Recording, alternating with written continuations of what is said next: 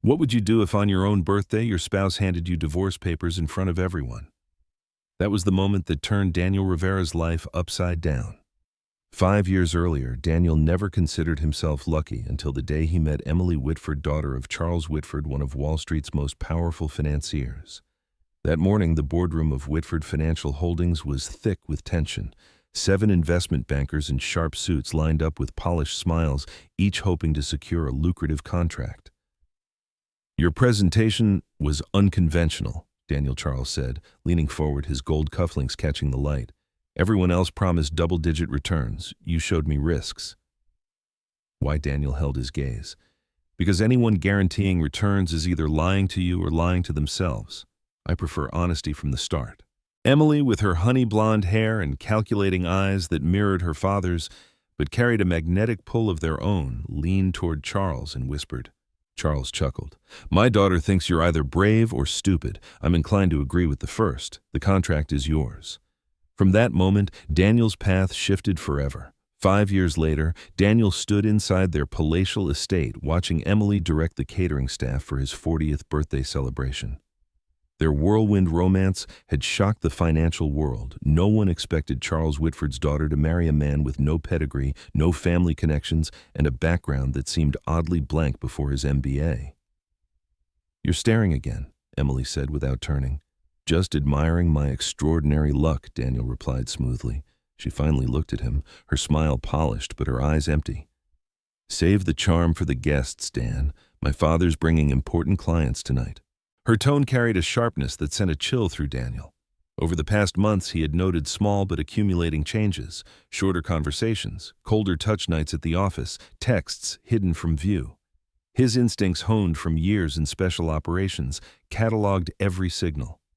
His phone buzzed. A message from Jack Russell, his former Army Ranger teammate and now head of cybersecurity at Daniel's private investment firm. "Need to talk. Found something. Not good." Daniel slipped the phone back into his pocket. Whatever it was, it could wait. Tonight was about appearances, a role he had perfected long before meeting the Whitfords. To Charles, Daniel was a brilliant financial strategist. What Charles never saw was the man behind the mask, the orphan who enlisted at 18, recruited into special operations at 20, spent 8 years running missions that didn't exist on paper, and later reinvented himself in finance. His blank resume wasn't a gap, it was a deliberate erasure. Guests began arriving. Daniel moved through the room with effortless charm, playing the part of the golden son-in-law. Yet he couldn't ignore how Emily's nerves showed in every fidget, every glance at the door. Expecting someone, he asked casually when she checked the entrance for the 5th time. "Just my father?" She answered quickly. "He's never late." When Charles finally arrived, he wasn't alone. A tall man with copper hair and a swagger followed. Daniel recognized him instantly. Ryan Winters, Emily's college boyfriend. Once a rising executive at Whitford Holdings, he had left for a competitor 3 years ago. Daniel Charles boomed unusually warm. "Happy birthday, son. You remember Ryan?" "Of course," Daniel replied evenly, extending his hand. Ryan's handshake was overly firm, his smile just a shade too smug. "You've done well for yourself," he said, his eyes flicking toward Emily, who suddenly became very interested in her champagne glass. "Ryan's rejoining the company," Charles announced. "We've been in talks for months," quietly. He laughed as if sharing a private joke. Daniel's expression betrayed nothing but inside alarms blared. As midnight neared and the last guest departed, Daniel found Emily in the study with Charles and Ryan. Their conversation stopped abruptly when he entered. "Perfect timing," Charles said with a forced smile. "We were just discussing tomorrow's board meeting." "On my birthday," Daniel asked lightly. "I'm flattered." Later that night, lying beside his silent wife, he finally opened Jack's encrypted message. They've been planning this for months. Emily's been transferring assets. Ryan came back 2 months ago. They meet at the Princeton Hotel every Tuesday. I have everything documented. Call me. Daniel closed his eyes, cataloging every clue he'd once brushed aside.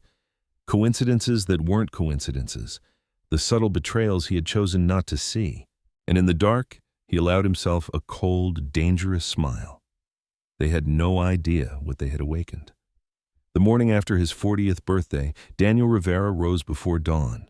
Emily still slept in their bed as he quietly dressed and drove downtown. Not to Whitford Holdings, but to his private office, the place where he ran the operations Charles and Emily never knew about. Jack Russell was waiting, his massive frame incongruous behind a sleek desk. Once a feared combat specialist, Jack now wore expensive suits and hid his lethal skills under the title of Chief Security Officer. How bad, Daniel asked without preamble. Jack slid a tablet across the desk. Methodical. Emily's been meeting Ryan for 6 months. Charles brought him back 3 months ago as a consultant. They've been moving control of your joint assets. The board votes today to install Ryan as CIO, your position. There's also a prenup clause about misconduct. They plan to use it. Daniel scrolled through photos, text exchanges, bank transfers. His face stayed calm, though his eyes grew colder with each swipe. You don't look surprised, Jack noted. I suspected.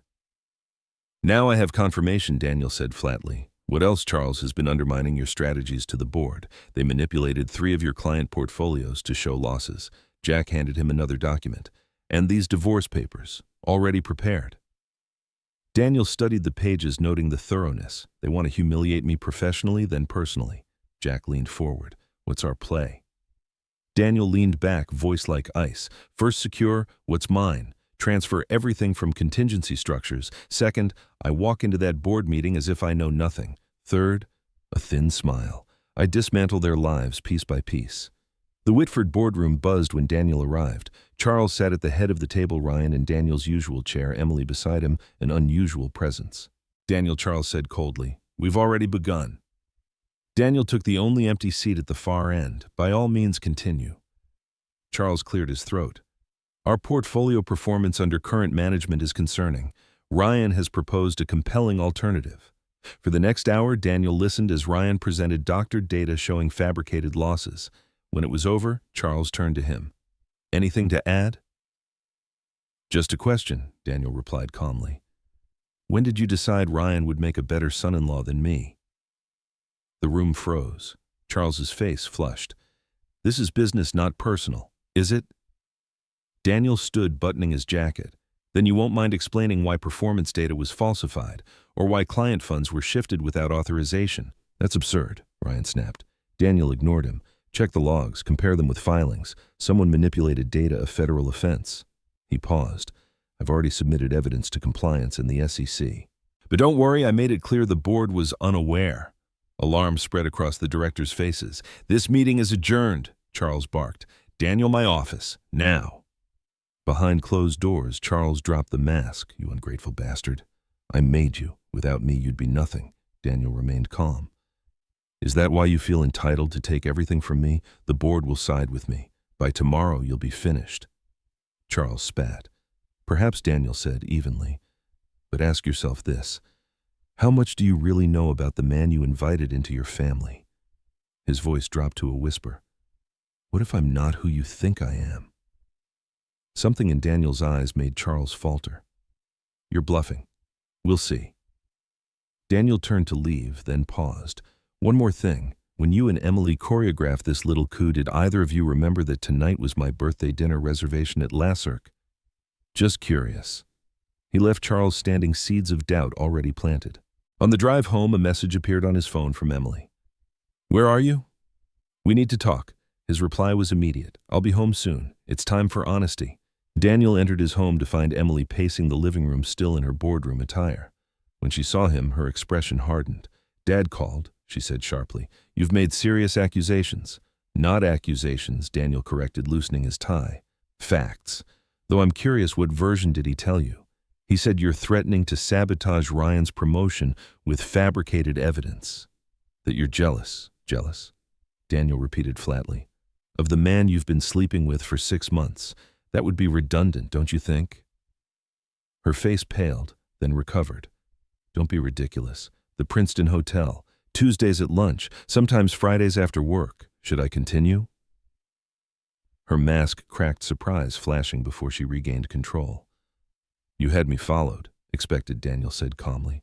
Considering what I've discovered about your effort to undermine my position and steal clients.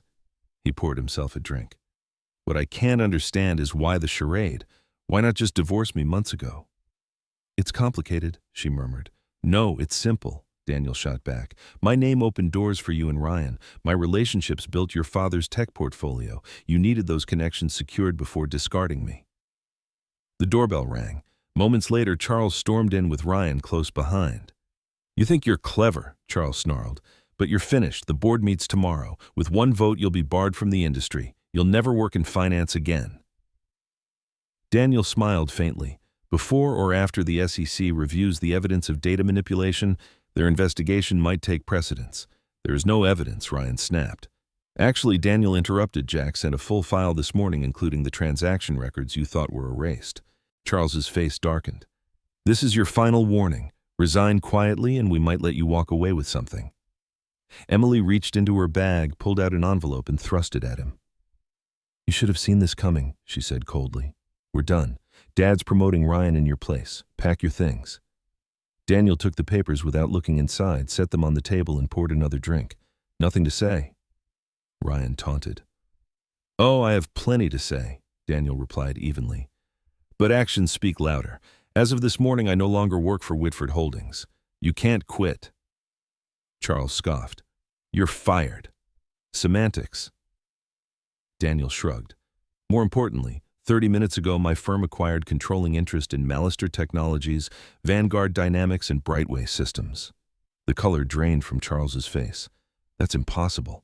Those are our 3 largest holdings," were Daniel corrected.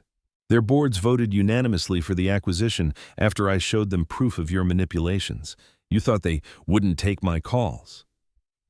Charles staggered, aging before their eyes. "You can't do this. That's nearly 40% of our portfolio. 37.6 to be precise," Daniel said coolly.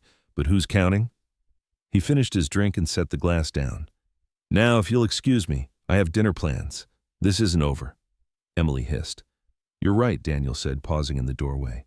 "It's just beginning, and tomorrow morning you'll want to check your phones. The press will be very busy." He left them standing in his living room, their carefully crafted coup already collapsing. By midnight, Daniel powered down his phone knowing what would follow. The financial world would erupt by morning. The SEC would announce its investigation by afternoon. And by evening, they would finally realize who they had betrayed. For now, he had another appointment. Jack was waiting at the secure facility ready for Phase 2. "They still don't know who you really are, do they?" Jack asked as Daniel walked in. "No," Daniel replied. His eyes burned with purpose. "But they will." 3 days passed without Daniel Rivera answering a single call. In that time, chaos consumed the Whitford empire. The SEC launched a formal investigation, stock prices nosedived by 40%, and anxious clients began withdrawing their portfolios. Through it all, Daniel remained conspicuously absent, monitoring the fallout from a hidden command center, a converted warehouse equipped with military-grade communications. Jack Russell managed the operatives, 6 former Special Forces soldiers, each hand-picked from their past missions. Emily's called 23 times, Jack reported, eyes on the monitors. Charles 34, Ryan 16, 78 messages across all your numbers. Daniel nodded, studying the live feeds. On one screen, federal agents carted boxes of documents out of Whitford Holdings headquarters. On another, Charles looked haggard, leaving his attorney's office. The prenup had a morality clause, said Maya Rodriguez, their intel specialist. Emily's affair voids her protections. Your lawyer confirms the divorce proceeds on your terms, and the property transfers she tried frozen. Fraud alerts triggered. Daniel turned to the wall map displaying his global assets, properties, businesses, and trusts that the Whitfords had never known existed. Status in Asia. Dennis Walsh, his finance strategist, replied, Singapore reports stable. The Chong Group has agreed to partner. No ripple effects. And their vulnerabilities? Daniel asked. Maya swiped through files. Charles is over-leveraged. 3 properties, mortgaged, yacht financed. Without the tech portfolio, he'll struggle to meet payments. Ryan owes $3 million in Vegas and Macau gambling debt. Emily skimmed $12 million into a hidden account from your joint funds. Daniel's eyes narrowed. Prepare documentation for prosecutors. The door opened. Victor Castillo, once Daniel's special operations handler, now his strategist, entered. They're desperate. Charles reached out to State Department contacts, looking for leverage. And Daniel asked, they denied knowing you. Officially, you're just another investment advisor. As expected, Daniel replied coolly. What about offshore accounts? We've traced 80 million siphoned from Whitford Holdings through shells. Documents go to the SEC tomorrow. Daniel checked his watch. Time for phase 2. He activated a secure phone untouched for years and dialed Charles's private line. "Where the hell have you been?" Charles barked. "The SEC is raiding my offices. Clients are pulling out. The board is calling for my resignation." "I understand perfectly," Daniel interrupted. "How are you holding up?" "Cut the crap. Fix this." "Fix what?" "The fraudulent trades you approved, the manipulated portfolios, or your daughter's infidelity." "Listen to me, you ungrateful bastard. No games." Daniel cut him off. "Just consequences. By the way, when you brought Ryan back, did you ever ask where he'd been the past 3 years, his time at Meridian Capital?" "The funds that vanished." Fascinating reading. "You're bluffing," Charles muttered, though uncertainty cracked his voice. "Am I—" "Ask him about the Liechtenstein accounts. Prosecutors will." "What do you want?" Charles demanded. "Nothing you can offer. Check your email in 10 minutes. He hung up, nodding to Maya. She pressed send. The email contained Ryan's entire history of financial crimes, complete with accounts, transactions, and names. "How long before he calls?" Ryan Jack asked. 5 minutes, Daniel predicted. Jack glanced at the screen. 78 messages and counting. Daniel allowed himself a thin smile. Time they learned who I really am. 3 days passed without Daniel Rivera answering a single call. In that time, chaos consumed the Whitford empire. The SEC launched a formal investigation, stock prices nosedived by 40%, and anxious clients began withdrawing their portfolios. Through it all, Daniel remained conspicuously absent, monitoring the fallout from a hidden command center, a converted warehouse equipped with military-grade communications. Jack Russell managed the operatives, 6 former Special Forces soldiers, each handpicked from their past missions. Emily's called 23 times. Jack reported eyes on the monitors. Charles 34, Ryan 16, 78 messages across all your numbers. Daniel nodded, studying the live feeds. On one screen, federal agents carted boxes of documents out of Whitford Holdings headquarters. On another, Charles looked haggard, leaving his attorney's office. The prenup had a morality clause, said Maya Rodriguez, their intel specialist. Emily's affair voids her protections. Your lawyer confirms the divorce proceeds on your terms, and the property transfers she tried frozen. Fraud alerts triggered. Daniel turned to the wall map displaying his global assets, properties, businesses, and trusts that the Whitfords had never known existed. Status in Asia. Dennis Walsh, his finance strategist, replied, "Singapore reports stable. The Chong Group has agreed to partner. No ripple effects. And their vulnerabilities?" Daniel asked. Maya swiped through files. Charles is overleveraged. 3 properties mortgaged, yacht financed. Without the tech portfolio, he'll struggle to meet payments. Ryan owes $3 million in Vegas and Macau gambling debt. Emily skimmed $12 million into a hidden account from your joint funds. Daniel's eyes narrowed. Prepare documentation for prosecutors. The door opened. Victor Castillo, once Daniel's special operations handler, now his strategist, entered. They're desperate. Charles reached out to State Department contacts, looking for leverage. And Daniel asked, "They denied knowing you. Officially, you're just another investment advisor." "As expected," Daniel replied coolly. "What about offshore accounts? We've traced 80 million siphoned from Whitford Holdings through shells. Documents go to the SEC tomorrow." Daniel checked his watch. Time for phase 2. He activated a secure phone untouched for years and dialed Charles's private line. "Where the hell have you been?" Charles barked. "The SEC is raiding my offices. Clients are pulling out. The board is calling for my resignation." "I understand perfectly." Daniel interrupted. "How are you holding up?" "Cut the crap. Fix this." "Fix what?" "The fraudulent trades you approved, the manipulated portfolios, or your daughter's infidelity." "Listen to me, you ungrateful bastard. No games." Daniel cut him off. "Just consequences. By the way, when you brought Ryan back, did you ever ask where he'd been the past 3 years? His time at Meridian Capital. The funds that vanished." Fascinating reading. "You're bluffing," Charles muttered, though uncertainty cracked his voice. "Am I—" "Ask him about the Liechtenstein accounts? Prosecutors will. What do you want?"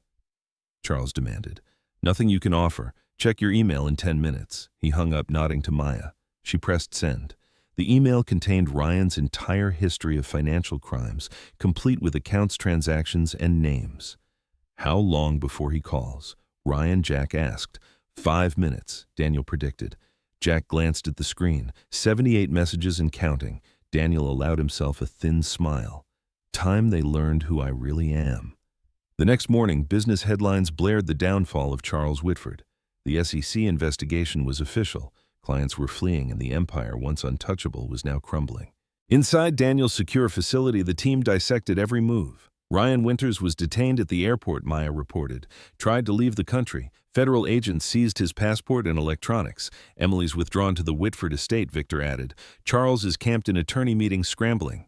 Daniel scanned the market updates. "What's our current position in Whitford Holdings? Through proxies, we control 23%, Dennis confirmed. Not full control, but enough to swing key votes. Meanwhile, the Chong acquisition is moving forward. They'll announce the purchase of Whitford's Asian division at 30 cents on the dollar next week."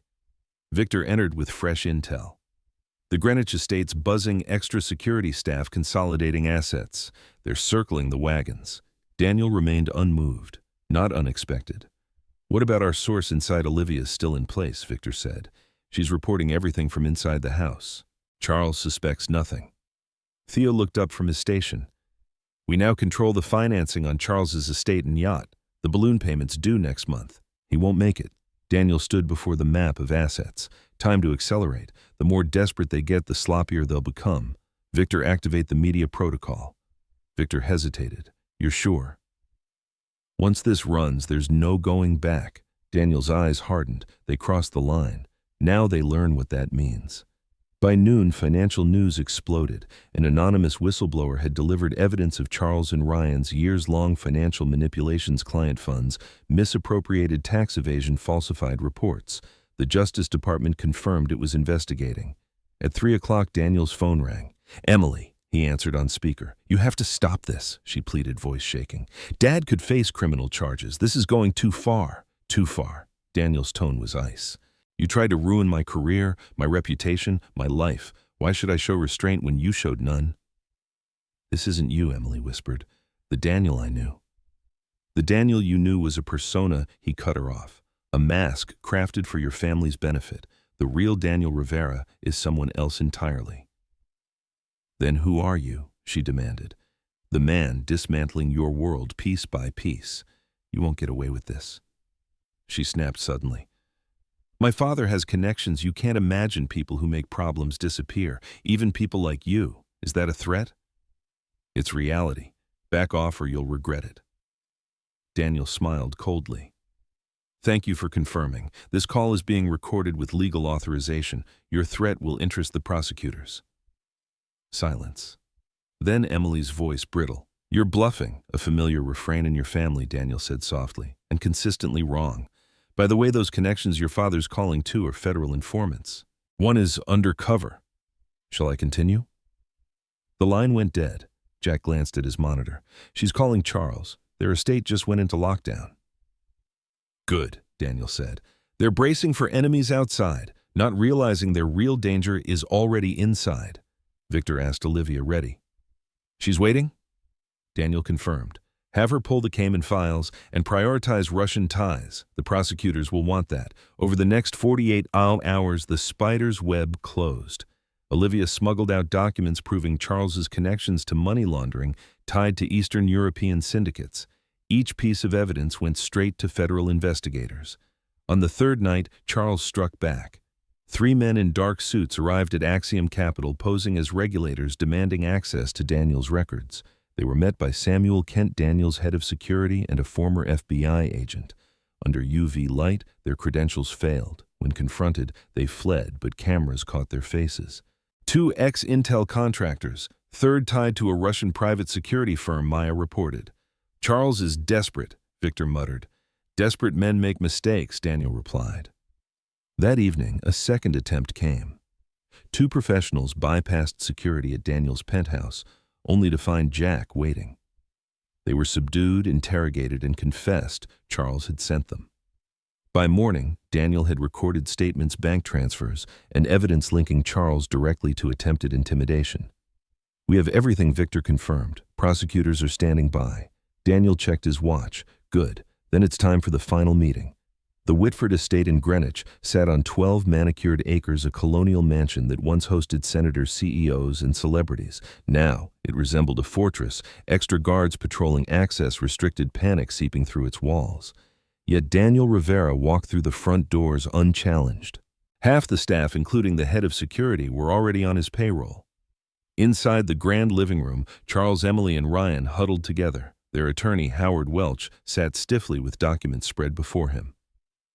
"How did you get in here?" Charles demanded.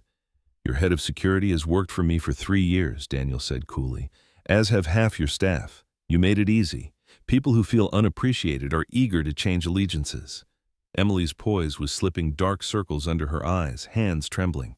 "What do you want from us? Haven't you done enough?" "Enough?" Daniel raised a brow. "I've barely started. And Mr. Welch, if you're here for damage control, let me save you time. There is no controlling this damage." Welch cleared his throat nervously. "My clients are prepared to make concessions. Full divorce settlement on Daniel's terms, control of portfolio companies, a public statement clearing his reputation." "How generous," Daniel said dryly. "In exchange," Charles cut in, "you back off, call off the feds, let us salvage what's left of our lives." Daniel studied each of them, Charles seething with fury, Ryan pale with fear, Emily balancing desperation and calculation. "You've all plotted to destroy me without hesitation, used me as a pawn and tried to discard me. And not once in 78 frantic messages did any of you ask why." Emily's voice was tired. "Why what? Why would I marry into your family? Why would I, with my resources and skills, submit to Charles's tyranny for 5 years? Why would I build your empire, expand your influence, strengthen your hand?" Silence hung heavy. "It wasn't for love, though, I admit that became a complication." Daniel's eyes lingered on Emily. "It wasn't for money or connections, I had both. It was because of Thomas and Elizabeth Keller, my parents." Charles blinked, recognition flickering. Welch stiffened. "My parents owned a small but thriving investment firm in the Midwest. 23 years ago they were targeted. Clients vanished overnight. False irregularities appeared in their accounts. Within 6 months, their firm collapsed. The acquiring company swooped in for pennies." Charles's face twitched. "My father had a heart attack under the stress. My mother took her life 3 months later. I was 18. Alone." "That was business," Charles muttered. "Nothing personal. It became personal when they died," Daniel replied coldly. "And when I traced it back to the man leading those hostile tactics, you, Charles, Whitford Acquisitions, 2002. Emily's voice cracked. "You married me for revenge?" "I married you to learn," Daniel said evenly. "To study how your father operated, to dismantle the machine from within, piece by piece." "You're insane," Ryan blurted. "No, I'm methodical." Daniel stepped closer. "Everything happening now, offshore investigations, client withdrawals, personnel shifts, was set in motion years ago, long before I ever met you." Charles looked, diminished, shoulders sagging. "What happens now?" "Now." Daniel checked his watch. "Federal agents are raiding all Whitford offices and properties as we speak. They'll be here within 20 minutes. This is persecution." Welch tried weakly. "With what resources will you fight it?" Daniel asked. "Your stock's down 60%, assets frozen, clients fleeing, reputation in ruins. And Ryan, your star replacement, has his own criminal charges to face." Emily whispered, broken, "You've destroyed everything." "No," Daniel said calmly. "I've enforced consequences for your choices, for your betrayals, for what you did to my family." Outside, the sound of black SUVs approached. Federal agents streamed onto the property. "One last thing." Daniel pulled a flash drive from his jacket and set it on the table. "Evidence that could soften some of the charges against you, Emily. Not all, but some. Whether you use it, that's your choice." Emily's eyes narrowed. "Why give me this?" Daniel's gaze softened for the first time. "Because despite everything, there was a time I believed in us. Consider it a final acknowledgement of what might have been." As he walked out, Charles shouted after him, "This won't bring your parents back." Daniel paused at the door. "No. But it ensures you'll never destroy another family the way you destroyed mine." Outside, agents shouted as they entered the estate. Daniel didn't look back. 5 years of planning had brought him here. It wasn't triumph he felt, not even justice, just completion. Jack waited in the car, engine running. "All done." "Yes," Daniel said, eyes fixed ahead. It's done. What now? Jack asked. Daniel considered, voice low. Now we rebuild. 2 weeks passed and the Whitford scandal dominated headlines. Each day brought fresh revelations of corruption. Charles Whitford and Ryan Winters remained in federal custody, bail denied. Emily Whitford, released under house arrest with an ankle monitor, lived in a small apartment stripped of her privileges. From his new Manhattan headquarters, Axiom Capital, Daniel watched. Once a shadow operation, his firm now stood revealed as a major force in international finance. Media outlets scrambled to profile the mysterious man who had dismantled a dynasty. The Justice Department wants another meeting, Victor reported, handing Daniel a tablet. They're building a RICO case against Charles. They'll press for more details on the Russian connections. Set it for Thursday. Daniel set eyes on market data. And the transition at Whitford Holdings. The interim board is stabilizing, Victor replied. They want to sell the European division. Discounted. Decline, Daniel said. Let Chong take it. They're better positioned. Victor hesitated. There's something else. Emily's been trying to contact you. Through lawyers' acquaintances, even approached Jack yesterday. Daniel's expression didn't change. For what purpose? She claims she has information you'll want. Something even Charles didn't know. A play for leverage, Daniel muttered. She's desperate. Maybe, Victor said carefully. But our monitoring shows unusual activity. Late-night calls, multiple visits to a safety deposit box. We think it's significant. Daniel considered. Arrange a meeting. Neutral ground. Full surveillance. 15 minutes. The next day, Daniel sat in a private room of a Manhattan restaurant. Emily arrived escorted by federal marshals. Gone were the designer gowns. Now she wore a simple dress makeup, failing to mask exhaustion, yet she still carried herself with practiced grace. Thank you for seeing me, she said quietly. Victor tells me you have information, Daniel said flatly. You have 15 minutes. She studied him. You've already won. My father will die in prison. Ryan faces years. The Whitford name is ruined. Your point. My point is, there's something you don't know, something that changes everything. Daniel gave a cold smile. I've heard that line before. She reached into her purse, set a USB drive on the table. This contains evidence from a deposit box my mother left me. 3 years ago, she told me to use it only in desperate times. It proves my father wasn't acting alone when he destroyed your parents' firm. He was working for someone else. Daniel didn't touch the drive. And who would that be? Bradford Whitley.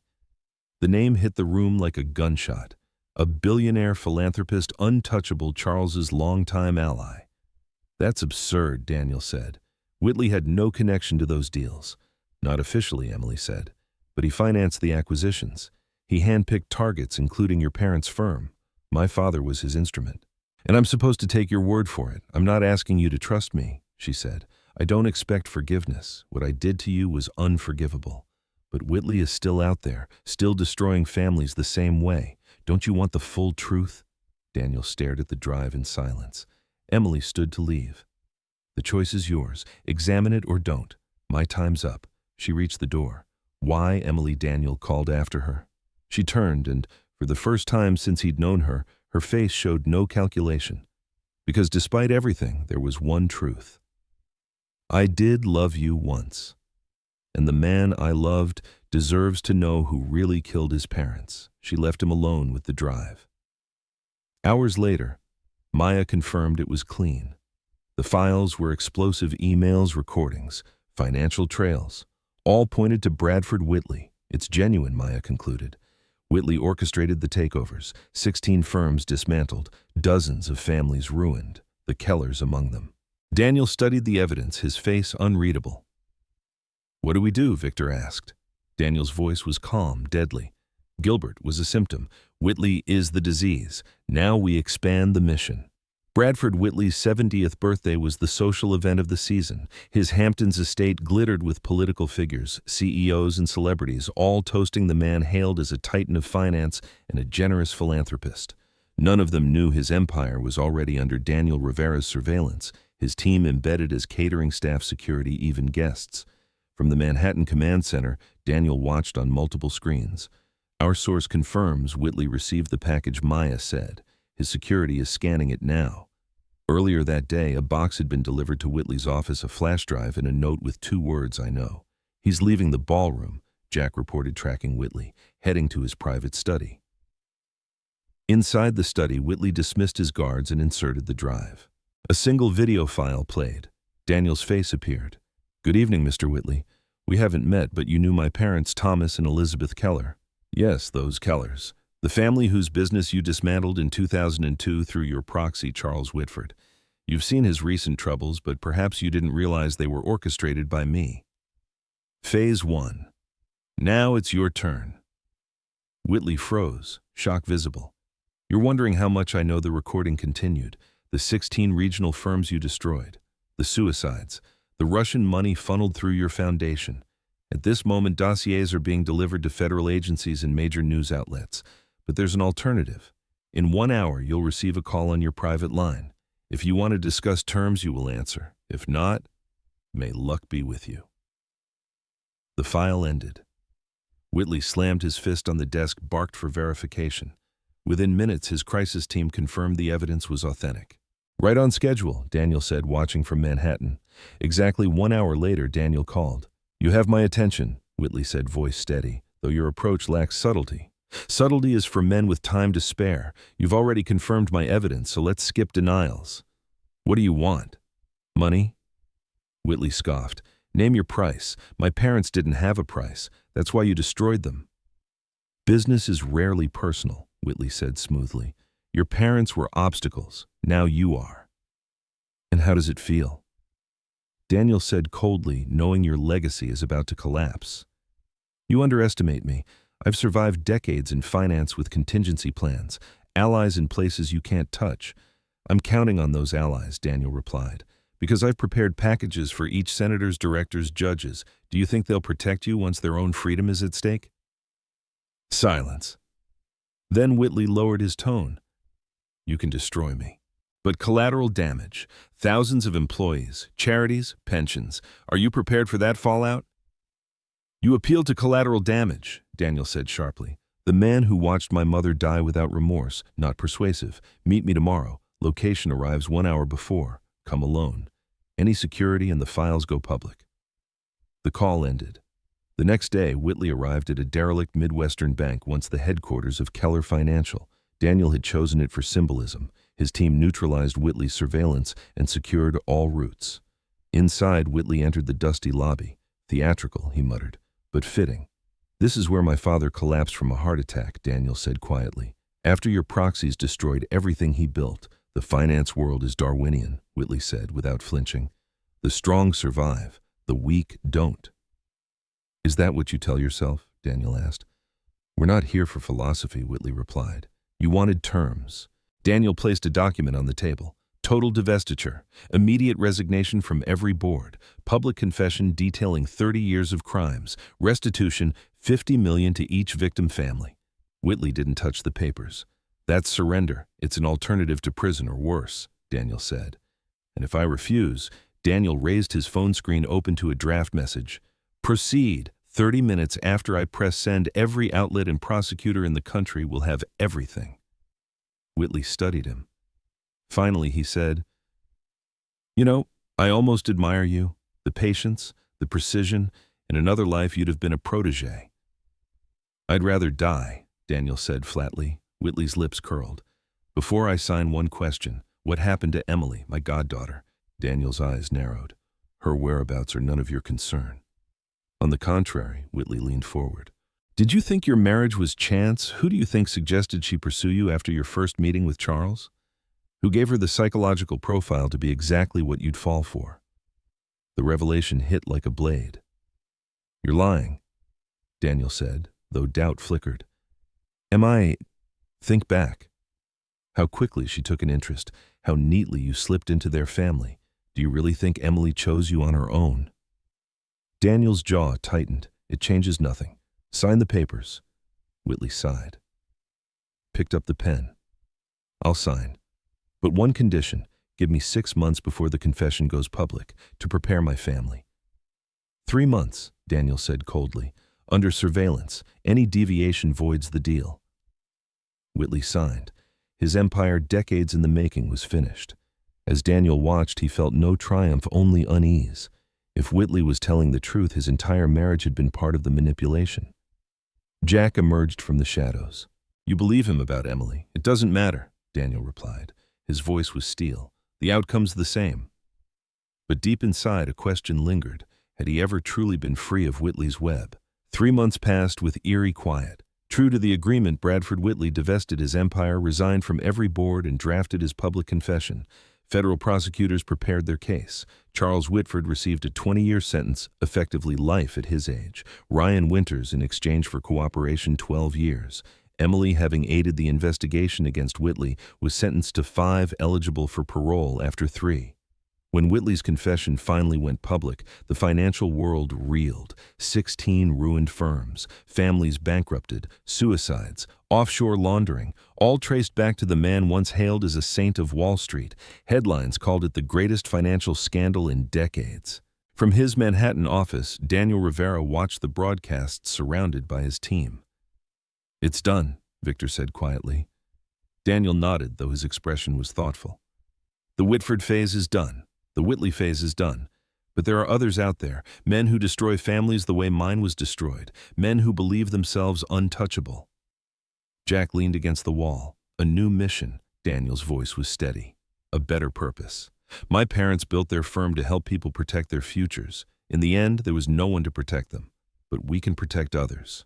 Over the following year, Axiom Capital transformed. No longer just an investment firm, it became a strike force against predatory financiers, Daniel's operatives. Former intelligence soldiers, analysts, became defenders of families targeted by men like Charles and Whitley. One by one, corrupt firms fell. Victims found restitution. And the industry whispered of a phantom group that punished the untouchable. On the anniversary of his parents' deaths, Daniel visited their graves for the first time in years. The small Midwestern cemetery was quiet, far from the battlefields of finance. Kneeling, he placed flowers on the shared headstone. "It's done," he said softly. "The people who destroyed you have faced justice. Your names are cleared." He paused, feeling the weight of 2 decades lift. "I'm building something now, something worthy of your legacy." On the drive back, Victor called. The Reynolds family in Seattle, their firms being gutted by Meridian Global, classic predatory play. "They reached out through our foundation." "Investigate fully," Daniel said. "If it's confirmed, prepare strategy." "Already in motion," Victor replied. "Feels familiar." Daniel looked out the car window, the skyline ahead. "Then we know exactly what to do." For the first time, his resolve felt different. Not the cold fire of vengeance, but the steady weight of justice. Not forgiveness. Some wounds cut too deep for that, but purpose. He had inherited vengeance. Now he would build something greater from it. Revenge may settle old debts, but it cannot heal the past. What it can do is clear the path for something stronger, justice, protection, a mission greater than one man's pain. Daniel learned that legacy isn't about what is lost, but what you build after.